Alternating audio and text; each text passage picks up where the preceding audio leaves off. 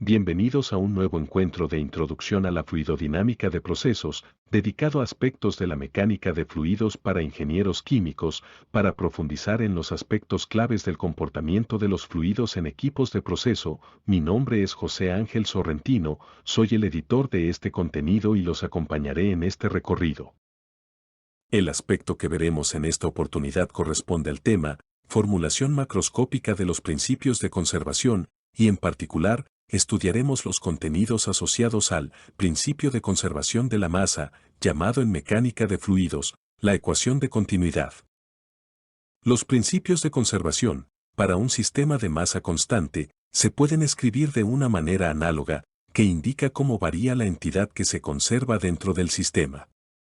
Para la masa, debe tenerse en cuenta que la masa total de un sistema no cambia con el tiempo, lo cual puede ocurrir con la masa de una especie en particular, como es el caso cuando hay reacción química.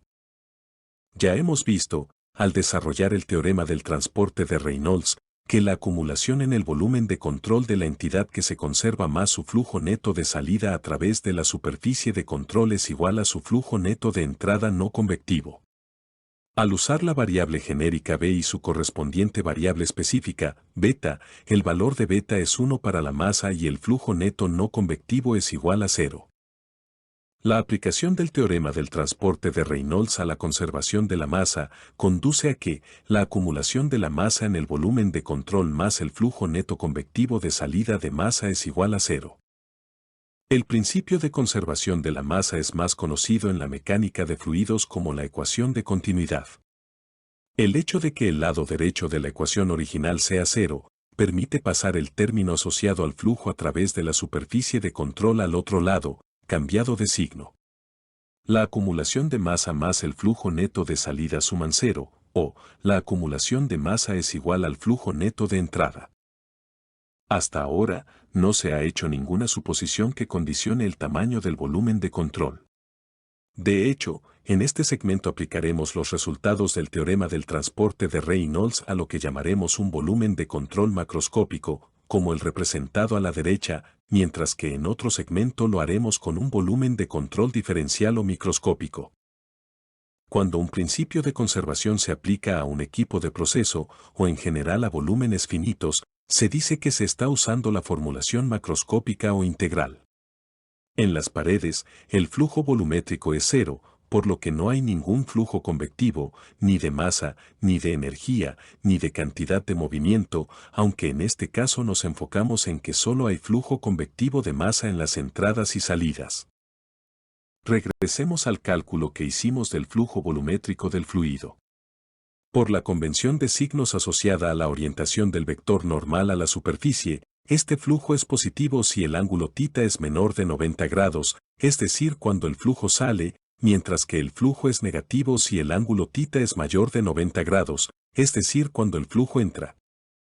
En las paredes, lo que pasa con el flujo puede identificarse al analizar el producto escalar entre la velocidad y el vector normal, o bien se dice que, en las paredes la velocidad es perpendicular al vector normal, por lo que el coseno del ángulo vale 0 y el producto escalar vale 0, o puede aceptarse que en la pared la velocidad es 0, en ambos casos, el flujo a través de todas las superficies que constituyen las paredes es 0.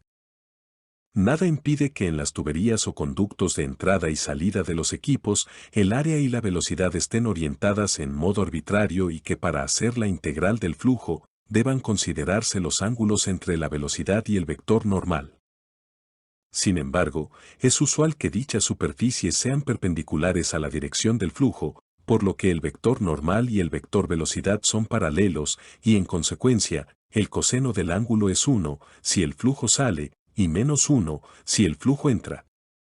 De este modo, en cada superficie, de entrada o de salida, el flujo másico convectivo es la integral de densidad por el módulo de la velocidad por el diferencial de área, positivo si sale, negativo si entra. Si en las superficies de salida o entrada la velocidad es perpendicular a la superficie, la integral en toda la superficie se convierte en la suma de integrales en las entradas y salidas, en otras palabras, el término de flujo convectivo neto de salida a través de la superficie se convierte en suma de flujos en las entradas y salidas. En cada superficie de entrada o salida, las propiedades, así como la temperatura y la presión, son constantes, aunque no lo sean en todo el volumen de control, por lo que la densidad sale de la integral. Se puede sustituir la integral de superficie por la velocidad media basados en el teorema del valor medio, de este modo el producto de la densidad por la velocidad media por el área en cada entrada o salida es el flujo másico. El flujo másico convectivo neto de salida, a través de toda la superficie de control, es la suma de todos los flujos másicos que salen menos la suma de todos los flujos másicos que entran.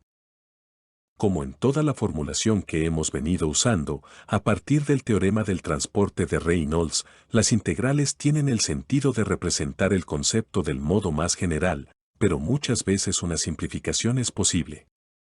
En el caso del término de acumulación, se puede identificar que el integrando es el diferencial de masa, que su integral es la masa y que la derivada es la acumulación de masa en el volumen de control. En resumen, cuando aplicamos el principio de conservación de la masa a un volumen de control finito, lo que se llama formulación integral o macroscópica, la acumulación de masa total dentro del volumen de control es igual al flujo neto de entrada a través de las superficies de control. El término de acumulación se vincula con el volumen, a través de la densidad, y los flujos en cada corriente de salida son el producto entre la densidad, la velocidad media y el área. Debe recordarse que cada término de esta ecuación tiene dimensión de flujo másico, y que si existe un perfil de velocidades en alguna entrada o salida, debe integrarse para obtener la velocidad media. Muchas gracias por haberte conectado a esta herramienta de conocimiento. Esperamos coincidir pronto en otro segmento de introducción a la fluidodinámica de procesos. Para cualquier consulta personalizada no dudes en contactarme por los canales disponibles. Gracias por conectarte. No olvides suscribirte al canal de YouTube. Y si te ha gustado, te agradecería que lo manifestaras indicando que te gusta. Espero que pronto volvamos a conectarnos.